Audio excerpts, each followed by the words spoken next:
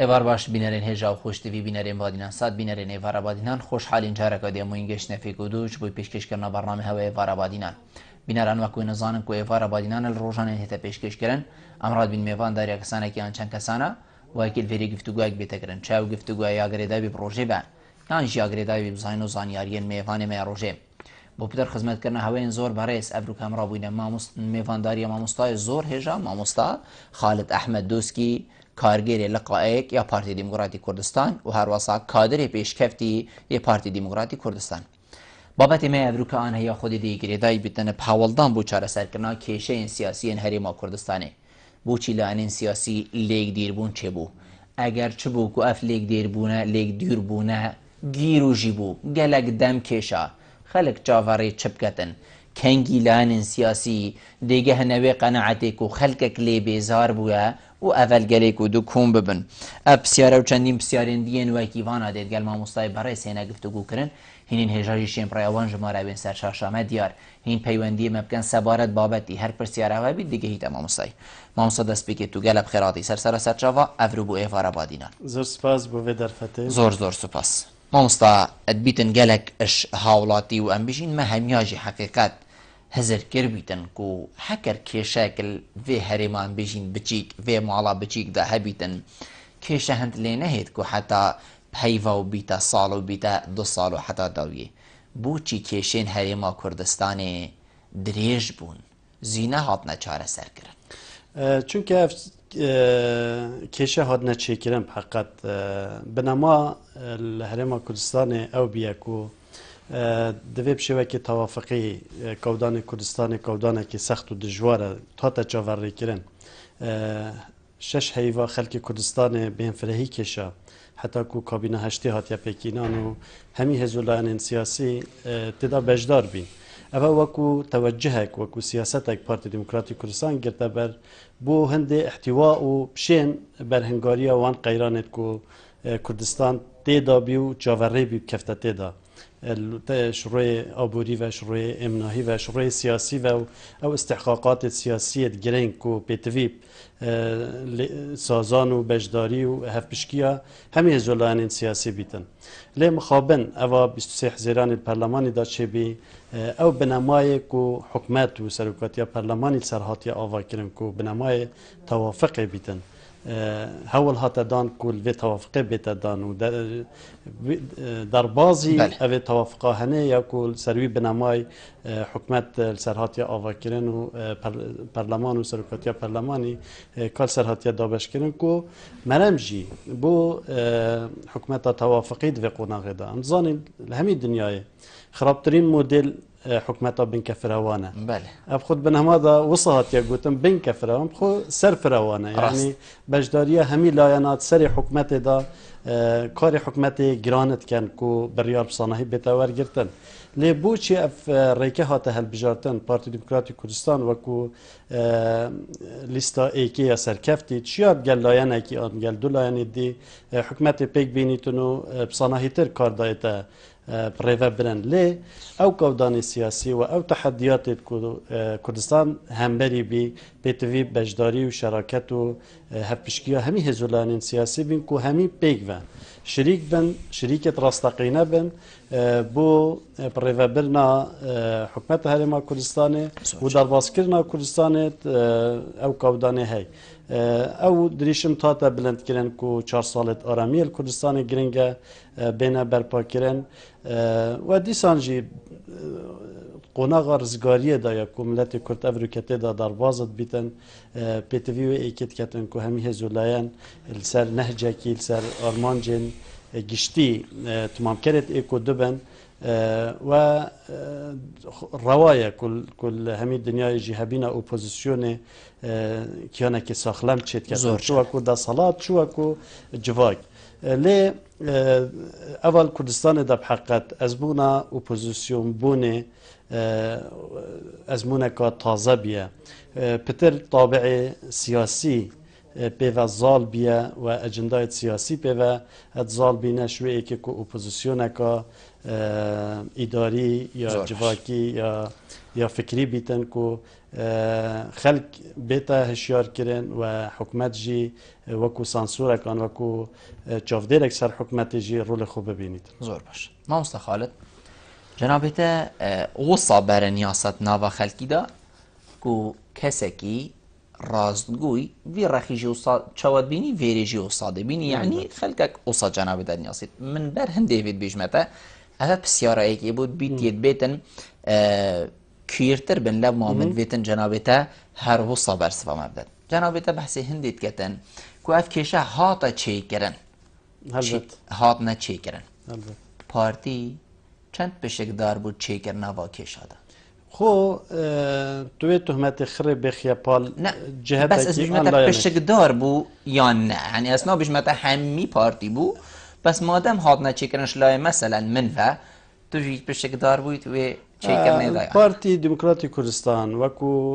لیستا ایکی یا براوی هل بجارتنا بشوکی دموکراسی دویا نیتا حول نیتا دان کو بیتا فراموش کرن و لید بیتا در باز ببن کو بریارک بی پارتی بیتا چکرن و بلکل سر پارتی بیتا سپاندن اوین حولا وی ایکی دای خواندن آوان خواندن که نیا واقعی بیه نیا گنجای بیه لگل واقع افریقای سیاسی و خواندن که خلط بیه بو پیچبین و هیز و شیان پارتی دموکراتی کردستان جی لو ما گهشتنا کودانی آقای افریقا ابتدار جین اگر بردوامی و اكيد بين درجه بيدان توافق ياكو بنما بو تشكرنا حكومت دا الجال بارتي ديمقراطي كردستان از بارم بارتي جلك صناهي ريگه چاره سریه که دیگریا و پارتی هیچ بابت که آسینا بیتن کو برجواندا گشتی تدا بیتن سر حسابا برجواندا حزبی جی بیتن و پارتی بوه که گلک قربانی جدای بحقت من برسوا خوار نگرد ما استا پارتی چند پشکدار بود و چی کرنه دا زانی دیسان جیوید و گری نوی ایکی او کمبینت پنج قولی یاد کو الوی سردمی تاط نکر پارتی دست پیشخری هبین پارتی نرمی نشاد دا لی هر وکی هندک لاینا ویا وکو دلیوه کن وکو دست کفتک کو کرسی که کل پارلمانی زیاده تر دست کت ایدیشن تشتیل سر پارتی صابینن وصا بوچون تا تکرن دیسان جی بابت که حسا بابت که چه سرکاتیه بیتن چه بجداری حکومت دا بیتن نه منطقی بی یعنی اوا قودان پیگهشتی رنگ در انجام بی پارتی رد فعلک برانبر او قودان توان دو ساله دا حکومت و پارلمان کار پیتا تکرن از بس خاله که گرنگی بکن مثلا دستوری مسئله که زور گرنگه مسئله که زور استراتیجیه بو هرما کردستانی و پیتوی هرما کردستانی اگر هم بحث چاکسازیت کین و اگر هم بحث سیستم کرنا ولاتیت کین و حکمت بکین کو بشوکی یاسایی و مؤسساتی پریوه بچیتن بو رازی کرنا لایانه کی پارتی راضی بو کو رشنویسا دستوری یا کو خلاص بیش پارلمانی پسند بیش پارلمانی جارا کدی بزفریتا و بو پارلمانی بو هنده همی لاین سازان کادیل سر بکنو حریم کردستان ببیته خدان دستوره کو اف دستوره دا بیته بناغه کی یاسایی زور گرنگ بو چاکسازیه بو آوا کرنا مؤسساتا بو رکیف کرنا همی دامو دزگه حال بن سیبرا یاسای در انجام جی بومد دیار بی کانه هندک لاینا چوا او ایک دلیوه دید کو دستور در نکویتن بناوا هندی جی کو زمینه ساز بید کو حریم کردستان هم کوینت و قیرانت کو امنکته دا شیوه که ایده بسیاری گهید متن فعله هی و رد فعله هی جنابی تا گوتی یعنی پارتی جی رد فعله هنده هبو کو اوا ویگاوی چی بوی هەکەر ئێکی خەلەتی کرد دو سێ جارەژیت ئاخفنێت خۆدا جانابێتت بێژیتن پارتی براوای ئێکی ئەس بەر هەندی بیراتەتینم ئەسنات گەر هەندێنم کو بژمەتە نەخێر براوەیەکینە بەلێ براوایەکە و بە هەلبژارتن ئاشی چێ بووە حتمما خەلکە کەمی زانی براوای ئێکی چێت بیت ڕەدەک هەبیت بۆ فعلا بەرامبەر هەکەرە شووی بچیکترژی بیت چارەسەری پەندێ چێت بیت مامۆسەدا تەمام بکەم چارەسەری پەندێ هەیە خەلەتی بخەلەتیە چارەسەرت بیت هەکەر پارتی پێنگاوەکێ پێشڤەهات بە دەبێژی داڵسەنگا پارتی کێم بیت یانژی دادچاوێ گشت خەلکیدا نەڤڕایەکادی هەبیت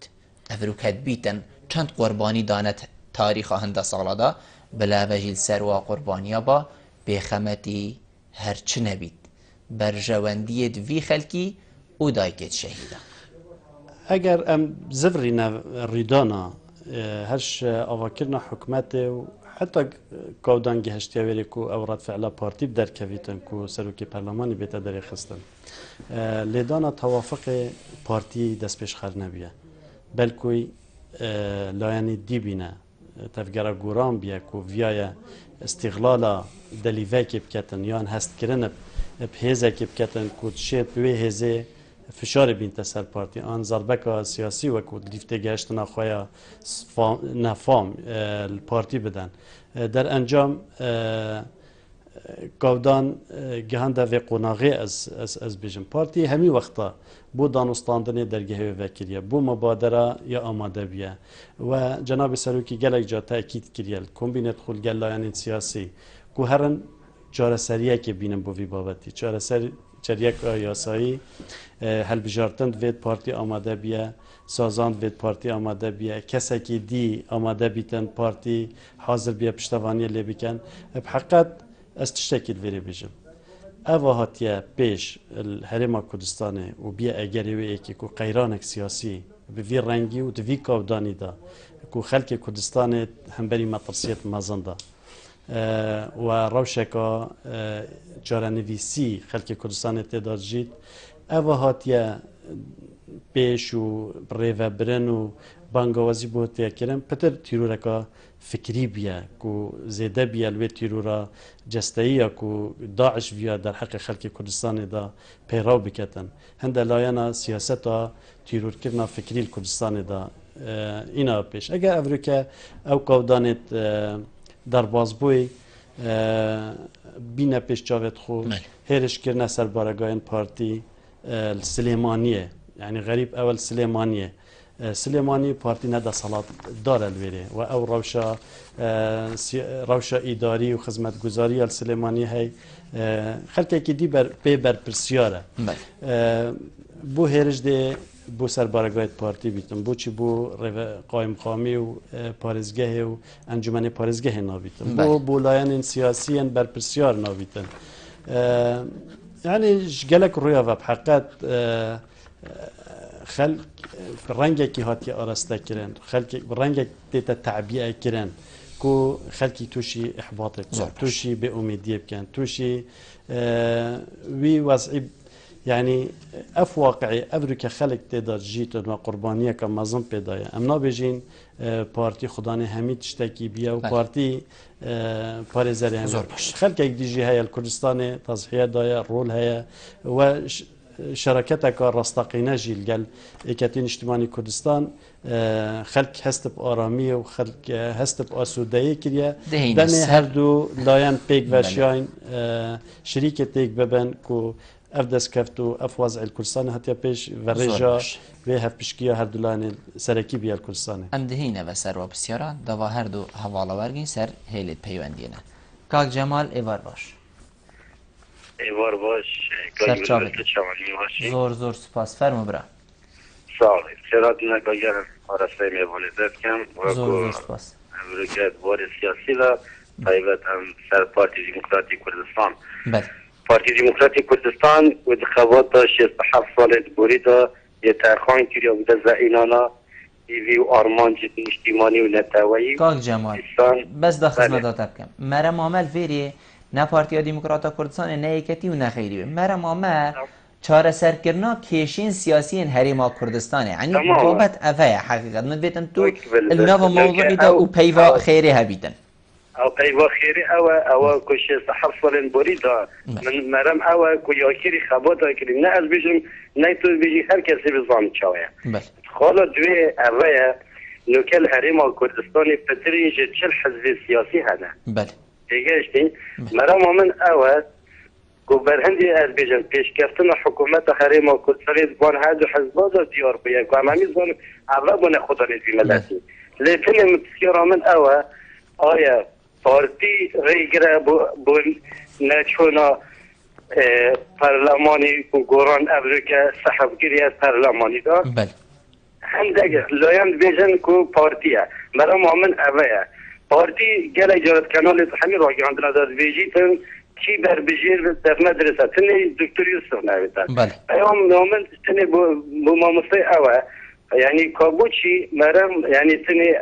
اف کسر نویتن هر یکی گورانی بر بجیر بیتن درسته دمک خوش زور سپاس کاغ جمال کاغ بارزان ایوار باش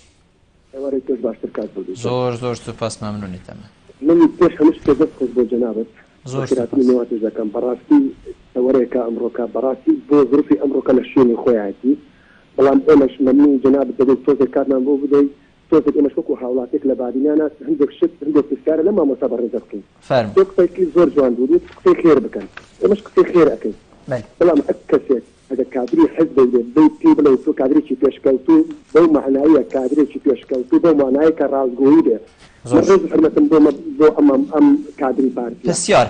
كاك بارزان سلام هركز اللي كادري بيشكلتو يعني كادري شي رازغوي بل تشبو تشيري لبه برازغوي والله خلق بداته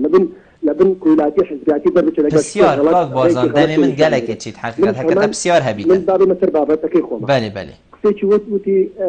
بارەگەکانی پارتی لە سلێمانیە کاک بولبول توی لە براتە ڕاگرە با قسەکانم تەواوکەم وتی بارەگەکانی پارتیا لە سلێمانی دەچێتە ئامانج ئایا خێرە بەعسی سنووری دەسەڵاتی خۆتە لە بادنیانە ناکەی کە بارەگای بزودنەوەی گۆڕان و بارەگای یەکگورت و هەر کاتێ زەوقت هەبێ دەی سوتینی و دەربەدەریان ئەەکەی یعنی من پرسیارەکەم لەوەیە یعنی ئەگەر من ئەوەی لە بەیابوومە لە دایکە هەتا ئێستا خۆم ناسیوە کوردستان نەیاسای هەیە نەقانون بۆچی يعني حتى آغاتي يعني مروفك آغاي قندك هذا يعني مختاري شينك هذا نابد هيك كسك سيمو ليه هذا سيف ليه هذا بقرا عمره كمان وزيرك ناو بارتيا سيف ليه وزيري بيشمرجي وزيري ناو خويا نازل وزيري تشيا يعني أما كام ياسا وكام قانون بعدين ما سر بابتي كثيرا يسر براوية كم كاكا بارتي ماويك باش خو إما خو جيرنين خو إما شارزاني إما كردستان عجين معلش باش مسافة مجال درابة بارتي ديمقراطي كردستان كحكومة تيجينا ما يسواني تيجينا يعني ما براونية بدأت بس اللي بتشيتو كساني جيتر حكومة تيجينا أماش بحمان بديكتاتوريته بعصابة مجال نهدا كوان حكومتين تيجينا حكومتين دايجي كاك بارزان بوشنا چشم سروچی پارلمانه امرو که کسی که سروچی پارلمان گورتر بکی یاسا و قانونی که به کردستان نیا بوی های باشه کم تو که گفت تو خوام کورتی حسکن کورتی حوال سر هلنا راستی پلیسیان بو پیشمرگت که بم با قربانی پیشمرگش ابل بو پیشمرگت هه که پیشمرگت رئیس سروک پارلمانه ببورا رگری لسروک پارلمانه بکا بچی یاسای بچی قانونی بچی مافیکا بچی دستوریکا عقلي مستشاريتي وعغاتي ومختاريش امر ريبين هذا كمختاري شنك ادت كباو كاك بارزان دميتا خلاص بحقت بترش دميتا من داتا اسم ممنونيتا ما پەیوەندیەک هاواڵە زۆر سپاس کاک بارزان لێ بوونێت خازم دەمێتە پتر بوشیە برادرم مامۆستا کاک جەمال بێژیتن من vêtim zanim پارتی ڕێگر بوو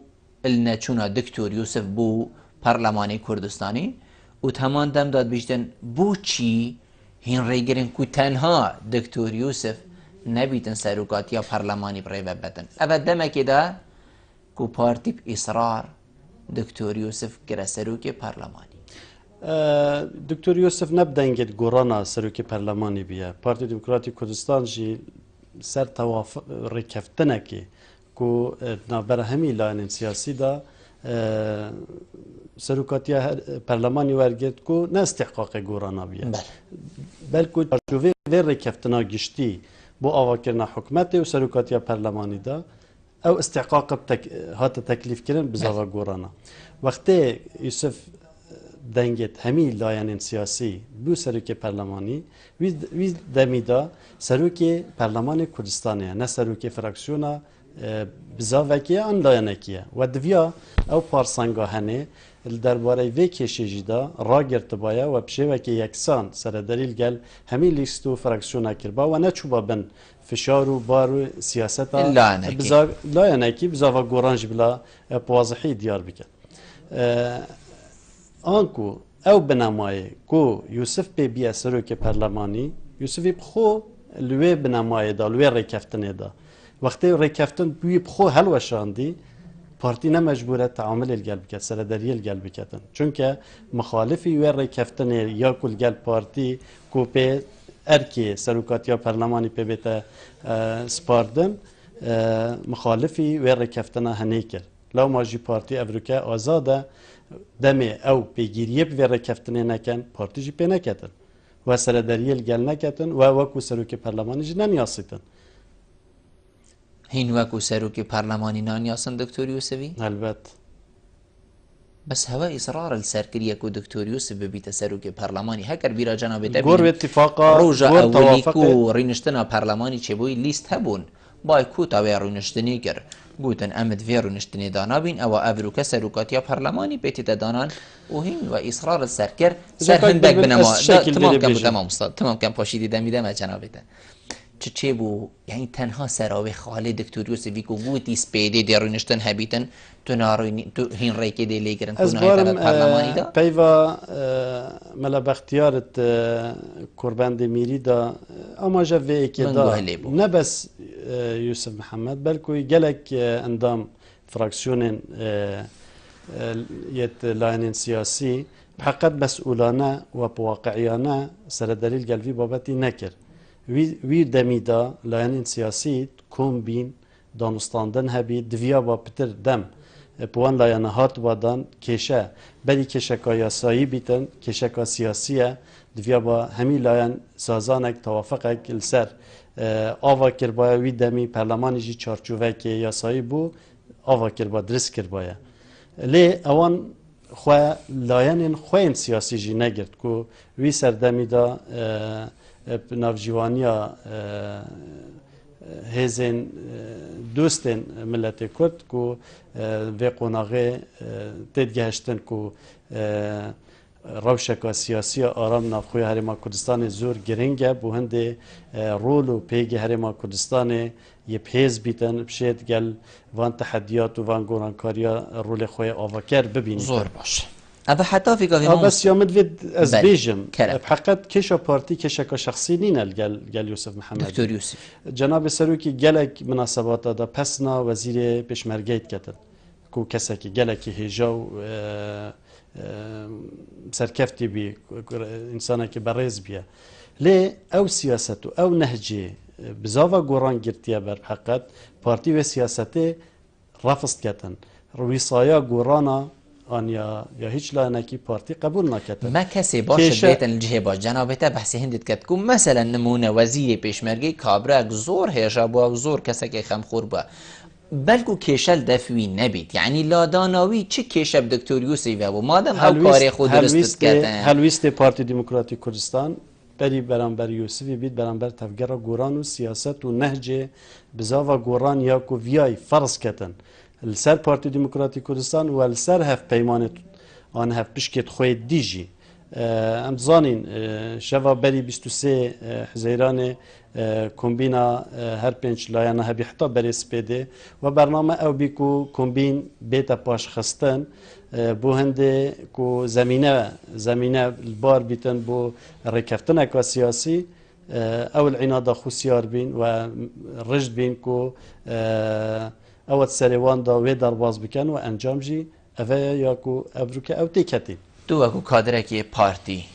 تو نابینی کو ویگاوی تو بینیان کو پارتی پشیمانه اش حکومتک بنک فراوان حکومتک با شراکت با گلانه کیان دولانه هگر اولانه گورانجی با دا کشاوکی ویگاوی چی بیتن یا کو ابرو که حکومت هریما کردن خلک کرده چنگو جناب داد بشید وقتی ایکتی پارتی دا سالات خلک کت جیانکا خوش دا بو و شاهده یا خلکی جی همیل سر به هنده هیا پشیمانی هیا ابرو که حکومت کا بنک فراوان چی بو پارتی نیتکا پاقش و جدی بابت حکومت بنک فراوان گلانی دید طرح کر و چاوری کر و راضی کرن همی لایان جیکو بین بجداری حکومت بد و پارتی لوی پنگاوی نیا پشیمانه چون که نه برجواندا پارتی وکو حزب توی مسئله دابی بلکه برجواندا خلک کردستان و پیتویا و قناغه بو پاراستن وان دست کفتن خلک کردستان و دست و اینانا دست کفتن مزانتر پارتی پنا بوه پنگاوی بر یت لی پشیمان بین نه پارتی بیا بلکه لاین دی بینه یت کو بو ما و 4 ساله دا وکو اپوزیسیون خود طرح کری دم 2 ساله دا هاتین بجداری حکومت بین تیگه هشتن کو مثلا حکمرانی و هلگرتنا برپرسیارتی و بتنی آخفتن و بلاف کرنا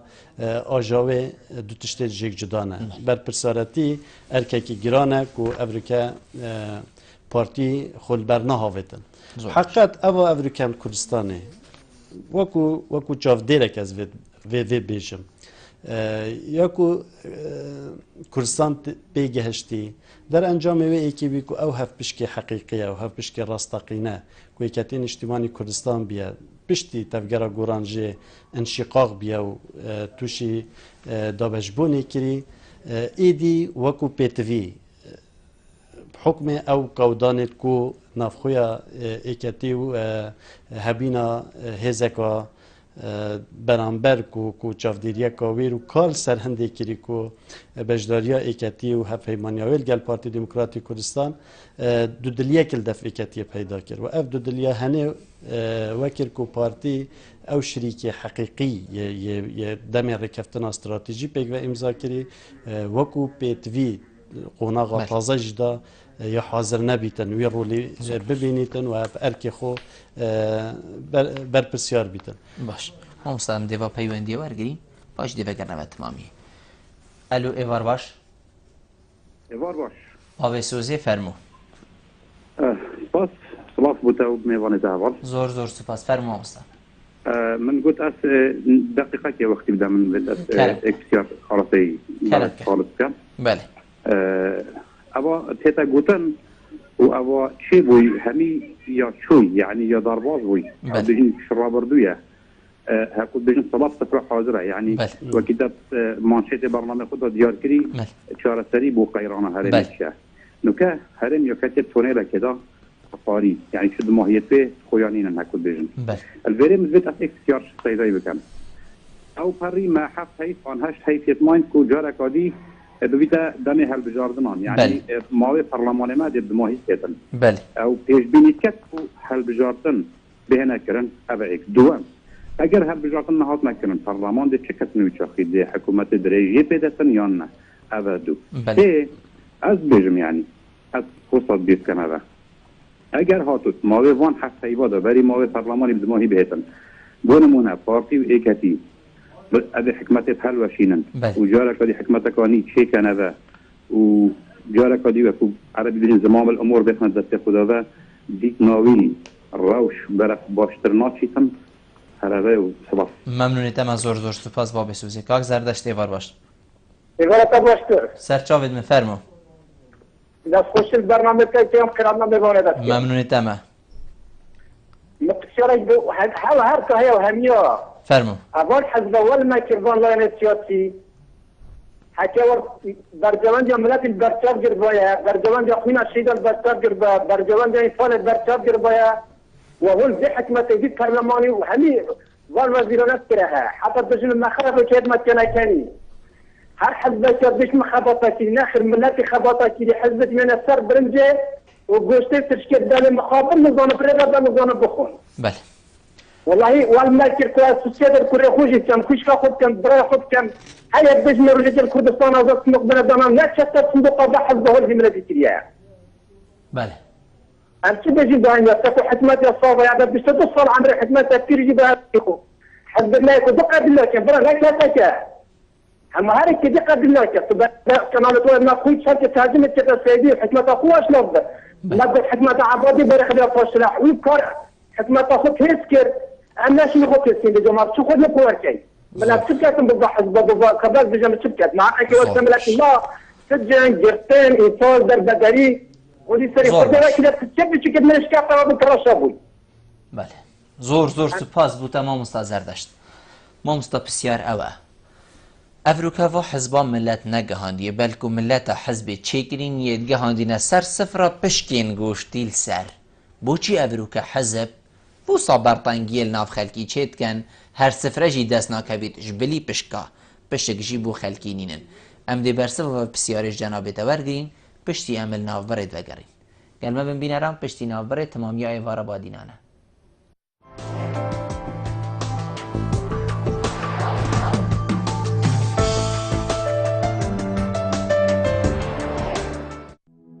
مزگینی کنی جه کمپانیا امستردام هر حوالاتی که موبایل که جوری امستردام بیوان بکرید دی موبایل که دی S1 یان S2 وکو دیاری ورگرید هر موبایل که یان اکسسوارات کل دفمه بهی تکرین دی ناوی چیتت بشک کشانه دا دیاری جی 20 موبایل جه مارکا امستردام بیوان ترومبیل که کارست یا مدل 2016 یا خیزانیه دمی جوانی بشک کشانه دست بیکا سالانیه ویدلی ویج دست خونه که استا کمپانیا امستردام بکه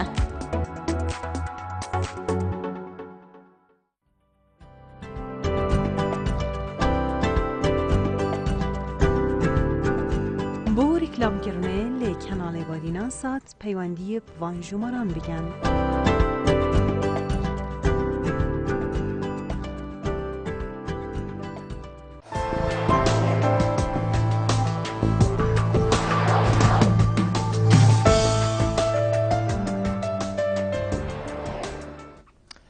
تمامی ایوارا بادینانه مامستا بابی زردشید بجیتن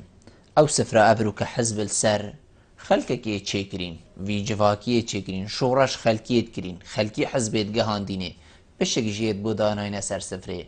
افروکه سفر والا بوه حزباجی هیچ هایش خلکی نما هر ایک برجواندیا خوبه مجیله سین دود خود جی نبجمه ایک مروف جی هر نسر صندوقا دنگ دانه دل تنگ بونه بیتون گله که دجی بناوه مامستا زردشتی هبن دیگر رزگرتنا من بو هست و سوزی توی از پشت راستم جیش دل پاقجی و ویاناویه بو وی ولاتی وی نشتمانی اف هلوسته هی لی دیار اوجی کتیه وکی گلک حولاتی دیت کردستان کتیه جیر و تیرورا فکری یا کو هند لاینا بلاف کریه و ویا خلکه کی به امید و بیهیوی بکن دوید ام تنه نیوا گلاس یا والا نبینین افریکل کردستان راستا کشن سیاسی تاین او کشاجی چه کرین او که من گوتی و هند لاینا جی دویا پارتی دوی قناغه دا بخند هلوسته که یا تنگاف دا هم گل اف روشا آبوریا کو سر جهان همیه دهاتی او پیگی کو حکمت حرم کردستان ویا زامنا سربخوی آبوری پی بکتن کو هنارتنا نفته بیه و اوجی اگر شانازی تنه بو پارتی جی زفریتن ما کو پارتی پی قبیله کو ام خدانت و سروریا هنه بن لی پارتی تنه نبید و پروژه هنارتنا نفته دا وینه مام جلال و سرک بارزانی پیش چاود مهمیانه دمی هر دوکا پیک و رو رسمت وکرنا هنارتنا پترول بو سیکا جیهانه پیک و افرو رسمت دست پیکر و سه هیوا گیرو بی هنارتنا پترول بو هنده کو همی هزولایان سیاسی ریکون سروی ای که کو سیاست بگیر نبر افریقا خیره کو کوبتن پارتی خدا نوی که بید کو پترول هاتیا خاری و افقیران آبوری چه بی همی خوش بر پسالتی بها ویژن بحقیقت وکی من گوتی بس اف میله فهم مستهر چند بابت او جنبو اف میله فهمی تمامی دست پارتی دموکراتی کردستان در نمونه وزارت سامان سروشتی اول حکومت هی حتی ویگاوی چند سالات دستی لعنه که دو سیاست پترول الگور او یا سال پارلمان کردستان در کتی دست انجمن آبوری دایه کو چند دستکا پیک دیتن کو شمیل آنات دانه و سردمه که بلکه نینرین اکتیت دا زیده تر بینه و افریکا بلکه رنگه که دیتر بیت از یا دیاره خویایه راسته رول پارتی تدا روله که سرکیه روله که گرنگه لی اکتین اجتماعی کردستان جی شریکه وی پروژه دا و هر دولان جی شانازیب و اکت کن هندک خلال هندک مکاسی کشت ده هنه پیتوی چکرنینه چکسازیه نه پیتوی زلالیه که زیده تر هنه و همی جه خودانه و از بارم جی پیتوی و ایکینا کتن که لان سیاسی لیبچنه دیر آن بیتا اگر غیرانک سیاسی امکان افریکا زلالی آن هر خالقانه دیار تدا بیتا دیار کرن لی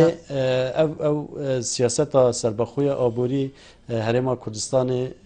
قرطال کرد هیرشا مالکی کو هرما کردستان بخند قیلیتن چوا برگیریا پیشمرگه شیان هرما کردستان رزگار بکنش هیرشا داعش افریکا خلق کردستان زحمتك زياده كيشا باجك مازن روشك خراب لي هرما كردستان تسليم نبو اراده خلق كردستان نشكستيه وافريكا هرما كردستان هر وقت كي ديترش هندر روي ديفا البيشترا وبيشنجا وافريكا ملت كرد ملت سرفرازه سركفتنه بيشمرگي ايكاتيا هیزن پیشمرگین کردستان ایک چپر دا برانبر ایک دجمن زامنا در بازبینش و قیران سیاسی جیا کو افریکا هرما کردستان تکتی از ایک پیوندی آدی ورگرم پیوندی ایدی دیب دیمایکین هوالان کی دیگل مبو ماموسا سلیم ایوار باش دیمایک پیوندی کاک سلیم ایوار باش ایوار باش سرچاوید من فرمون سیدا چوانی که بلبل سرسری من زور سپاس فرمو البرای از خیرما میوانی کم زور سپاس که بلبل از خو و کادری که اجتماعی کردستان زمین آبادینان بله از بیجم صاحب سیاسی بیه که پارتی سر نگرفت بله چونکو از حزبتا هر دو خدان هیزن خدان پیشمرگنه قاعده که جمهوری هی بله خدان نفتن خدان جماورن ادیجن تجاران صاحب بیه کتی پارتی سر نگرفت بله از داخوازش کتی پارتی کم وگر رسول زادان استانتنه بله زیترین وقت کشت خو برای دایلوی کشت خو چاره سر بکن اوانا کتیا برای خدا دمایک بیند زور باش از بحث گوران شی که مکی گوران کتی شماری کردستان رکبتن خدا مور کلی بله گوران بی سبب یکتی شماری کردستان به برکی پیدا کردن افریقای شماری کردستان دا برای بال زورینو و بال بریار زور از داخوازت کم یکتی باش خوب کرد داخوازت کم یکتی شماری کردستان و تاب دموکراتی کردستان زیتین وقت وجرن سرمیز دان استادنه کشت خود چاره سر بکن علی خلقی جوی قیلان رزگار بکن زور باش خلقی جوی قیلان رزگار بکن از وقت کادره که یکتی شماری کردستان دفر آبادینان از دیجم هر وقت که یکتی پارتی استراتیجیک نظر خدا مور کرد از بینم قیلان نامیم چون هر دو هیچ خدا نفتن خدا پارنه خدا جماورن خدا پیشمرگنه خدا قاعده زور باشه کاک سلیم زور سپاس دائما هند نما هبالان کاک سلیم دی ماهیک پیوندی بو زور سپاس ما مصطفی بس وزي بحثين دید کد بیشتن چند مهکین که مانکو ام بجین اف کابینه حکومت هریما کردستان جی وقتی دی ماهیک بیتن بیشتن جنابت بینیتن کودت وقتی خدا هل بجارتن چه بن هکرت وقتی خدا هل بجارتن چه نبن دی حکومت چواب ریو چیتن دی ماوی تا درش کردن کی دی ماوی حکومت درش کردن بسیار کادی ام دی برسوا و هر دو کاور گین پاشی دی بسیاری گین و جنابت یا گرینگت و قناغه دا بو چرا سرکرنا روشا پرلمانی سروکاتی اکانی پارتی دموکراتی کردستان تأکیل سرهندید کردن او سروکاتی سرکفتی نبید کار خدا و جه پرلمان جه چرا سرکرنا کیشو قیرانا بیتن خوبی اگر چکرنا کشو قیرانه بحقت اوجید و گرید بر پرسیارتیت بلا ایک بو سروکاتیا پرلمانی کو گرنگه بیت هلوشاندن و سروکاتیا کانی بر پرسارانه تر واقعیانه تر الگور سانگو حضور هر هزولانه سیاسی و گشتی بر جوان داخل که کردستان الپیشیا هر اجنده که دیا حزبی بیتن و قناغه ده و دیسان حکومت جیل سر بنامای کو سروکاتیا پرلمانی سر تیتا آوا کرن حکومت اگه نیجی بیتا آوا کرن و توی دم دهاتی دا و پنگاوه از بارم چرا سرکرنا همی کشکادی دی افسانه بیتن از گل و ایکمه مثلا رکفتنا پارتی و ایکتی زامنا در بازبینا همی تحدیه که و همی قیرانه که و همی آلوزیه که کتن پارتی و ایکتی بلی و هزا جماوری و سیاسی و لشکری یا هی برپرسارتی یا اخلاقی برام بر خلق کردستانه پتر تلگریتنش لاینه دی حکومت که سرکفتی بیت هکر پارتی وی که تیب تنها حکومت که رابن کوی که باب سوزی و که سلیم جید بجن دی و خلقی وی روشی بده داری و دی چند حکومت که سرکفتی بس بیرات دسپیک و دامزراندنا حکومت حرم کردستان کابینه هشتید کم شان دی پارتی دموکراتی کردستان دم سردانا سلیمانی کری بود دانستاندن الگلان سیاسی یکم جار سردانا ایکتی اجتماعی کردستان کرد که چه ایکتی هزا سیه بی اکثر نچول گله یعنی دوی رینت خارکه تفکر گوران بیه اوجی پیامک سیاسی تده بی کو پارتی ایکتی اجتماعی کردستان شریک خوی رئیسی یه استراتژی زانیتون و حتی وگاویجی پارتی بگیری خوب رکفتن استراتژی گل ایکتی راد گهینیتن و بگیرنگت زانیتن اگر پیتوی پیدا چونه که بی نیجن کرنه که بیتن پارتی بوی اکیجی آماده لی دوی قناغه دا برپرسارتی تاریخی برپرسارتی اخلاقی بلا ایک کویتا پیشیا پارتی دموکراتی کردستان و ایکتی اجتماعی کردستان الگل لاینی دیتر نه فراموش لاینی دیتر گل لاینی دیتر یه باوری بشراکت و بجداری ها پشکل گل پارتی و ایکتی ها بیتن که بیت رول خوب گیریتن ات آوا کرنه دا یه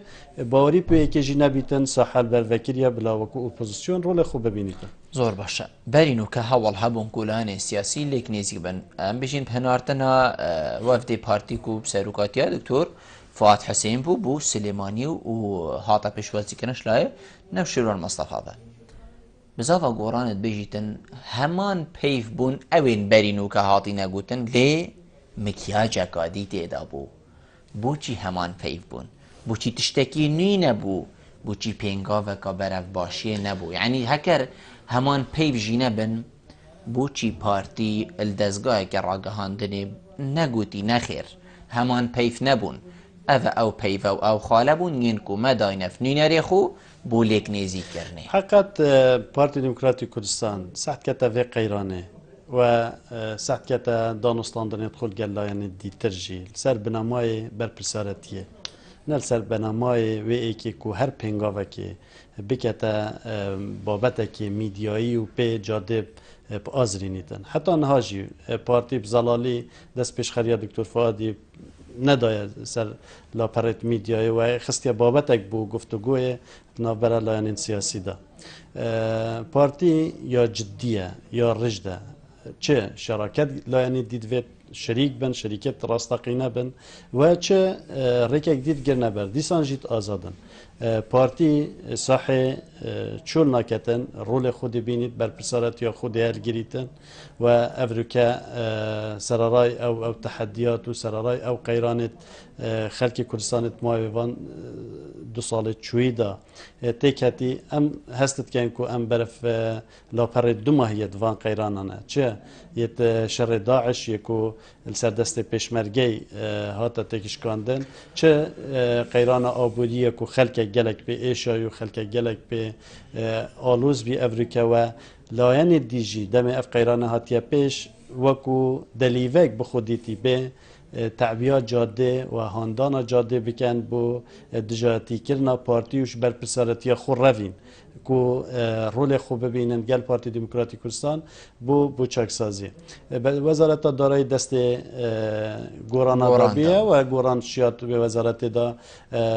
برنامه کی راگهینید برای گشتی و کال سر بکتن و پیگ ول گل پارتی دموکراتی کردستان و ایکتین اجتماعی کردستان و لانی دیتر دا هرما کردستان بلکه شبکه دیتر و قیرانه دا سویکتر در باز ببال سر خلق کردستانه الدسبيكي وحتى في قافيمي بحثي هندكين كو بسوفا قوران بريار دا السبيدايا بشتي توافقي بيشين كومبونا برلماني هبيتن لا موازع قهشتفي آستي کیشه همی چه بو کوده ما به سروکاتی هریما کردستان زیده کنی آن ده سروکاتیه که نوا پارلمانی ده هل بجیرن یان کاده بشین جماوردنگی خودت هکر کمبون بریوه چوبا او روش درستای بریوه دنگ نه اینان نمونه بشین دنگ نه اینان ماموستا و کمبون بریوه چوبا تو بجین روش گهشت با افروکه باشه اگر پارتی دموکراتی کردستان 5-1 دنگ زامن کربانه و داخواست کمبینه که کربا و داخواست کربا سروکاتی پرلمانی گوهری یعنی روی دمی دا چه صحبت سر ایتا کرد توافق بنا غبی او بنا غبی که سروکاتی پرلمانی و حکومت او ما چند جارا دوباره کرد سر هاتی آوا کرد توی جلسه دا کار سر هم هاتا کردن که دجی توافق کار بکن او توافق لایان سیاسی پیومجیل آوا کن چه کن چارچوبه که سیاسی بو وکشی ببینه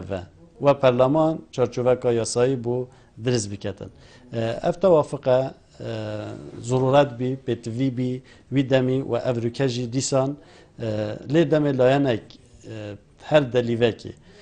ببینیتن بو هنده برجوان دا خو زال بکتن سر او برنامه کو حکمل سر هاتی آوا کرن و توافق سر آوا بی بحقیقت شراکت و صبره و ناچت و شراکت و وسط بردوامی داتن دم ازوتو تمام کرد اکودو بن و رچاوا اکودو بکن و برجواندت اکودو پارزی زور باش مامستا بسیارک هیا کو گلک جارا تیتا گوتن و خلکک جید بشیتن و کفتی سر ازمان کو او هکر برپرسین ایکیین لحن سیاسی کم ببن ده کشه زی چاره سر بید چنکو اف کشه که سیاسیت بیتن هندی آیاسایی پتر شوی سیاسیه بسیار الویری اوه کی دیوان برپرسین ایکیین هیزو لحن سیاسی لی کم کد لحن درکی تشیتن وی بریاره بدد یان وی داخازی بکد یان وی دست پیشخریه بکد کو اف برپرسین ایکیل دفع کم ببن کو او خونا خلقت بینی چندم جمیره کدا چاره سر ببید بلبل اگر نیت پاقش بن و نیت چکرم بید از بارم خلال هفته که دهری ما کردستان شیر در بازی وان کشن سیاسی ببیتن گلک بسانهی راسته کسان ایکت لاین سیاسی دا رول خوی کاریزما هیا جواکی که روجهلاتین و قدر و قیمت وان کسان باشت زانین لی دمی نیت او نبید نیت پاقش نبن بو چه کرنه ام زانین یعنی وی ماوی چوی دا روینش بر پرسالتی هبیه هولدان بو گرم کرنا قیرانه اش هندک لاینا و هولت بردوام بیا کو و قیرانی کیرتر بکن و درزکی بخنت ناف جواکی کردستان خود جی افریقا و روشل سلیمانی روشکا وکی سورانیت بیجن نخازراوه یعنی افریقا تو بایکوتا خواندن بکی و زاروکاش خواندن به بهر بکی بلی اجندا کا سیاسی چه مسئله دی دلگور بیتن ام معانات مامستا باش ددگین لی بو مامستا د الهفليري دهو كي تحملها بباري وبموتشي كاتن ودي بربسارتيا خو رابطا بول سليماني نايتا كرن بسيارك بس أفا حقيوانين يعني تو شي بيجي نخير أفا حقيوانين حقك رواية داخازة ما في خوبي كان ليه نابتن در وی واقعی کو افریقا کردستان تکتی ما مستاش هر کسی که دیتر بینی افریقا او دوام کو جنابته لی حضرت کتو خلقه کد بینی تلدهو که و هولی ریتی تکرن دوام یا تیتا کرن اوجی هلویسته که بو ما مستاین دو که و هولی تیتا تومار کرن کمترینش هلویسته اوی پیشمرگه تحمله همی کودانه کیت کتن و نهی و نداریت کتن و خوی نخوشی پیشکش کتن مثلا سیاست و توجه نهجه او نهج الهولیر و دهو که تیتا پیراو کرن نهجه که نشتیمان پروری پیوه زیده تر یا زاله او سیاست او وکی بیجن سرچاوه بریار هر تا که کسی که الویری پتر واقعیت بیوه یا دیارش را نکدید اگر مرم تنی پیدا صلات و امتیازات بن رنگ تو نشی بریاره که بدای به موچه بچی دوامی بکی لی اگر روش ولات خو او قیران او مطرسیل سر ولات تا البرچاف ور بگیری تو ده زور باش تحمله و ایکی کیجی اگر چه نبید جی دل قطابخانه خو آن الربا بریا خو دوامی که و خدمتا خو خلق خو که هلاویستنا کشه حوصا و چونا دمی چند گره مازنتر لید کد هندی روش حوصا هلاویستی بیتو دمی چیت گره اپهستر لینا هیتن یعنی بیشین چه چاره سری هیا کو افگری زیبت چاره سر کردن و زیبت هم بیشین وکرن والله بوی که و برادر کی جیب رجبینی سحکره کودانی بحقت خلک کردستان افریقایی دی رشو سپیا وجیک جدا بکتن هر لایانک تحمل مسئولیت خود کتن و تحمل مسئولیت هلویست بس کیشه هندل سری کمبون ما مستعانی خلق الهیویه بو فلان چاره سر کد بیوان جیاده سراوی یا جیاده سراوی خلقك حقیقت یعنی مروف وجدان بشید